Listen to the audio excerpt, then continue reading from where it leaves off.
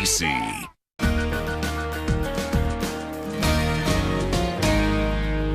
You're watching News 3, the Southern Illinois news leader, live from WSIL TV in high definition. News 3 starts right now. Perception that justice is being done is as important as the justice being done. Jackson County's top prosecutor raises concerns about distrust of the Carbondale Police Department. Plus, a California man is accused of holding a woman captive for a decade. And a family grieves after a young girl fell to her death at Garden of the Gods. She was a really good little girl. And if I could have her back, I would do anything. Good evening. It was supposed to be a fun-filled family trip, a quick visit to Garden of the Gods after school. But it went horribly wrong. Yesterday afternoon, 12-year-old Jenny Weiland of Ridgeway fell 100 feet from one of the cliffs and was killed. The tragic accident has left her family torn apart. News 3's Sam Jones spoke with them, and Sam, what did they say? Emily and Eden, as you can imagine, they're devastated. They say Jenny was an angel who touched all of their lives, reminding them of the good in this world. I love her and I wish she was back. Family and friends leaned on one another just a day after the death of 12-year-old Jenny Weiland. Obviously, he had bigger plans for her than what was here on earth for her. They focused on the good times, happy memories mother Rachel Lynch now clings to. Going for little walks. Hold my hand. Or if I'd be upset, she would tell me, "Mommy, don't cry. I'm here. I love you." Grandma Lois Lynch helped raise the 6th grader. I think she was my willpower. But they'll never forget Tuesday night. She loved her family very, very much. She loved to spend time with her family. When family time quickly turned tragic. There's no doubt in my mind where she's at. I know she's looking down on us. Signs warn about the dangers of high cliffs at Garden of the Gods, but the family never expected what happened next as Jenny played around here at the Chimney Rock area. She slipped, and we tried to catch her, but we couldn't. Her shirt ripped, and she just fell.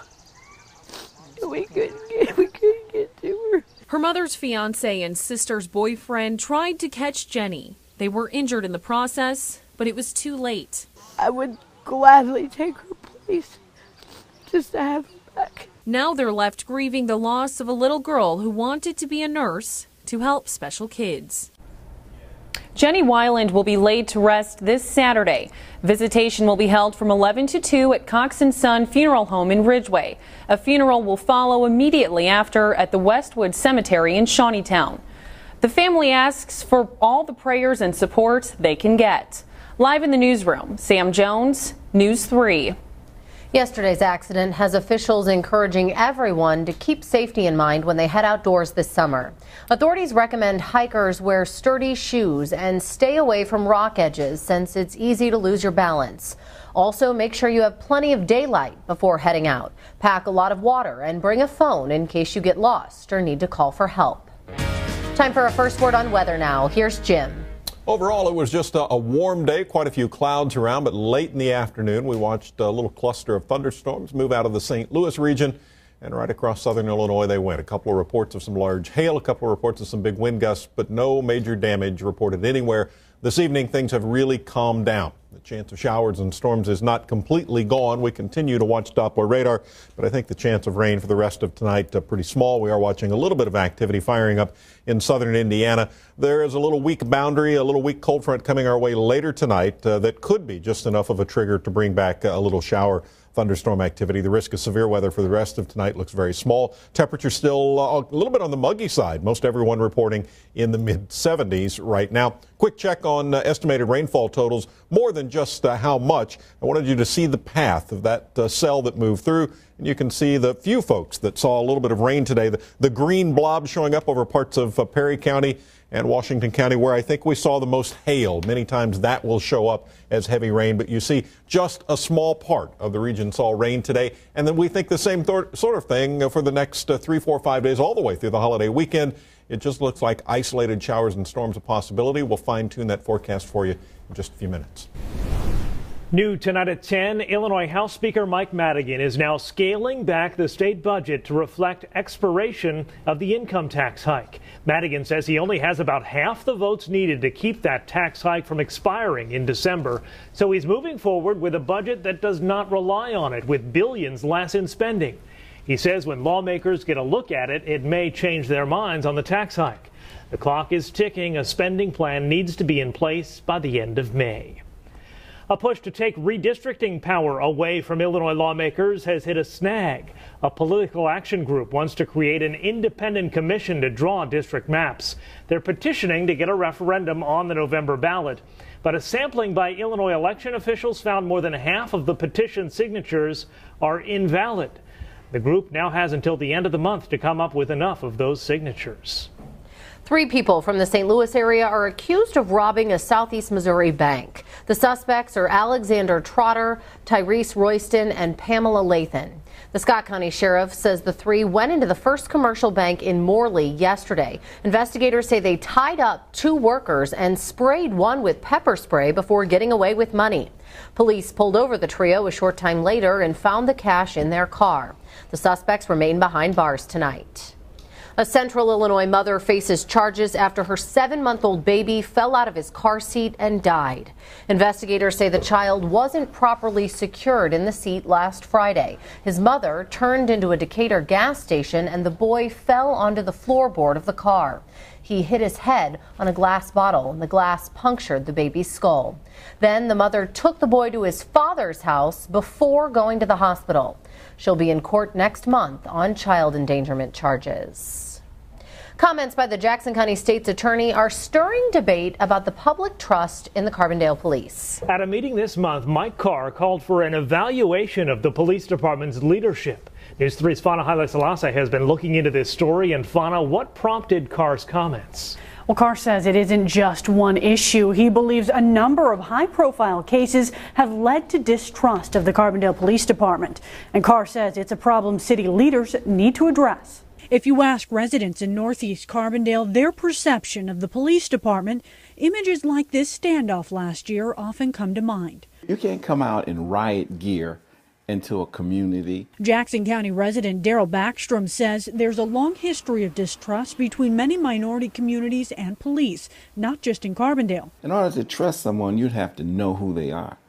And the people only get to know the police department when they're knocking down their doors, when they're arresting them. The difference now, distrust of the Carbondale police seems to be spreading further than just one segment of the city's population.